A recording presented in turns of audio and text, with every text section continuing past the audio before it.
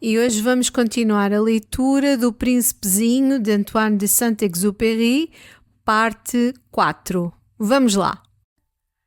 Quando ali chegara, era uma semente. Evidentemente que não podia ter visto nada noutros mundos. Humilhada por se ter deixado apanhar numa mentira tão ingênua, tossira 2 ou 3 vezes para conseguir virar o bico ao prego. Então, esse biombo?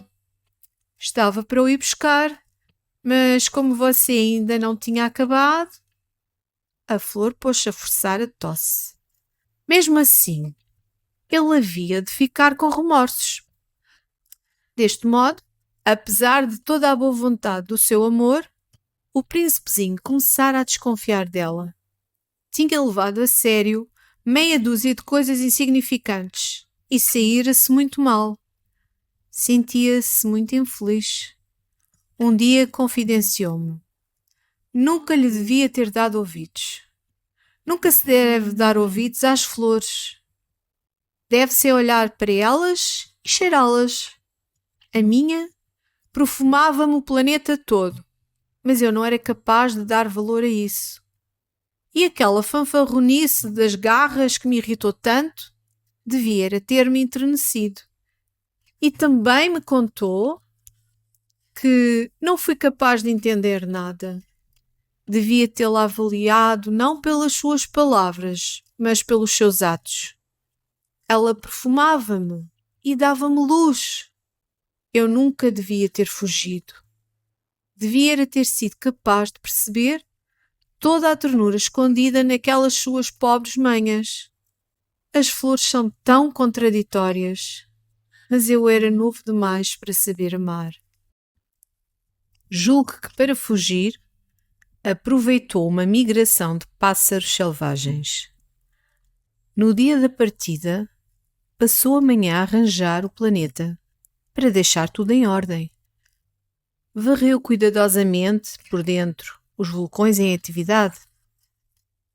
Tinha 2 vulcões em atividade e dava um imenso jeito de manhãzinha para aquecer o pequeno almoço. Também tinha um vulcão extinto, mas, como ele dizia, nunca se sabe. Portanto, também varreu o vulcão extinto. Bem limpinhos, os vulcões ardem devagar, de uma forma regular e não têm erupções. As erupções vulcânicas são como os incêndios nas chaminés. É claro que há na nossa Terra, somos demasiado pequenos para limpar os nossos vulcões. Por isso é que eles nos causam uma data de aborrecimentos. Com uma pontinha de melancolia, o príncipezinho também foi arrancar os últimos rebentos de embondeiro.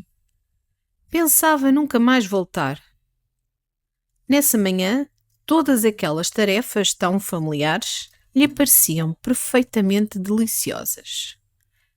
E quando estava a regar a flor pela última vez e se preparava para a cobrir com a redoma, descobriu que tinha uma grande vontade de chorar. Adeus, disse para a flor, mas ela não lhe respondeu. Adeus, repetiu o príncipezinho. A flor tossiu, mas não era por causa da constipação. Fui muito parva, acabou finalmente por dizer. Desculpa, vê se consegues ser feliz. Ficou espantado por ela não se pôr com recriminações. E para ali se deixou ficar, totalmente desconcertado, de redoma no ar. Não conseguia compreender aquela mansidão, aquela calma. Por que é que estás tão admirado? É evidente que eu te amo, disse a flor. Nunca o soubeste por culpa minha. Mas isso agora já não tem qualquer importância. Olha que tu também foste tão parvo como eu. Agora vê lá se consegues ser feliz. E deixa essa redoma em paz. Já não a quero. E o vento? Não estou tão constipada como isso. O fresco da noite há de fazer-me bem. Sou uma flor. E os bichos? 2 ou 3 lagartas terei eu de suportar, se quiser saber como são as borboletas. Parece que são tão bonitas. E, se não forem elas, quem é que se lembra de me vir cá visitar? Tu há de estar bem longe. E dos bichos maiores? Não tenho nada a recear. Afinal, para que quero eu as minhas garras? E mais uma vez, exibi ingenuamente os seus 4 espinhos. Depois ainda disse: Não fiques para aqui empatar, que me irritas. Não te resolveste a ir embora? Pois então vai. Porque ela não queria que ele a visse chorar. Era uma flor tão orgulhosa. Como se encontrava na zona dos asteroides 325, 326, 327, 328, 329 e 330. Começou por ir visitá-los. Queria arranjar uma ocupação e instruir-se. No primeiro vivia um rei. O rei vestido de púrpura e erminho. Encontrava-se refastelado num trono muito simples, mas majestoso. Ah, cá temos um súbdito, exclamou o rei. Mal avistou o príncipezinho. E o príncipezinho pensou com os seus botões. Como é que ele pode saber quem eu sou se nunca me tinha visto? Ainda não tinha aprendido que, para os reis, o mundo se encontra extremamente simplificado. Todos os homens são súbditos. Aproxima-te, para eu te ver melhor, disse-lhe o rei, todo orgulhoso por ser finalmente rei de alguém. O príncipezinho bem olhou à sua volta, à procura de um sítio para se sentar. Mas o planeta estava todo ocupado pelo magnífico manto de arminho. Portanto, ficou de pé e, como estava cansado, bocejou. É contra a etiqueta bocejar à frente de um rei, disse-lhe o monarca. Proíbo-te que bocejes. Não consigo, respondeu o príncipezinho muito atrapalhado.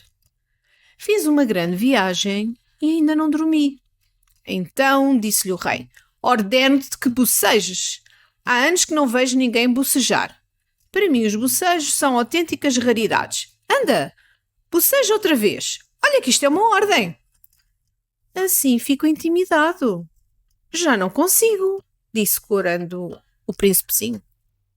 Então ordeno-te que, ora bocejes, ora... Começar a gaguejar. Parecia vexado. Porque o que importa, sobretudo ao rei, era que a sua autoridade fosse respeitada. Não tolerava desobediências. Era um monarca absoluto. Mas como era muito bom, só dava ordens sensatas. Costumava dizer: se eu ordenasse a um dos meus generais que se transformasse em gaivota e se ele não me obedecesse, a culpa não era do meu general. A culpa era minha. Posso-me sentar? Perguntou timidamente o príncipezinho.